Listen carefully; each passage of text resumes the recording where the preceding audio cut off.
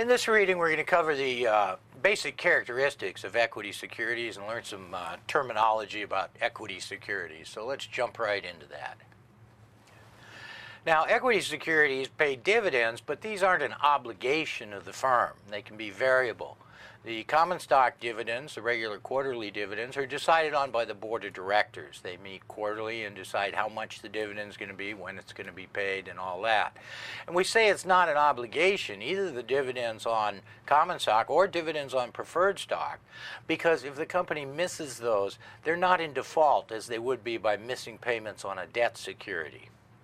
We say that common shareholders have a residual claim to the firm's assets, and this just means that their claim stands behind the claims of bondholders and the claims of preferred stockholders, both in terms of their claims to earnings and their claims to the value of the firm assets in case of a liquidation.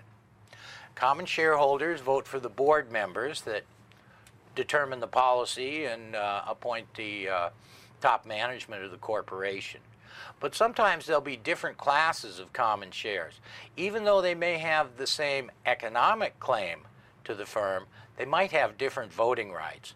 Sometimes founding families over time issue themselves stock that has super voting rights, so that even though economically they may only own 20–25% of the corporation, by owning these super voting shares, they can still control the corporation effectively.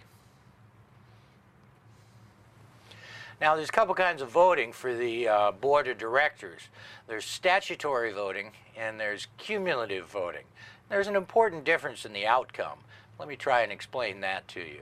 Assume there's 3 board positions that are up for vote, and a shareholder owns 100 shares. Well, under statutory voting, there'd be 3 elections, and that shareholder would have 100 shares to vote in each election. Now, with cumulative voting, if there's 3 positions, there'll only be a single election, and the top 3 vote getters will get the positions on the board. So with cumulative voting, our shareholder with 100 shares will get 300 votes, and they can vote that for one candidate or spread them across candidates. Well, the real implication of this is for minority shareholders. Think of a corporation where there's one shareholder that owns 51% of the shares.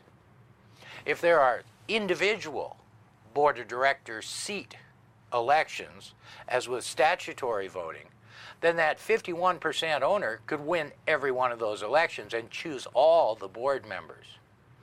With cumulative voting, however, if you had 35% of the shares, you'd have enough votes to elect one of those 3 seats.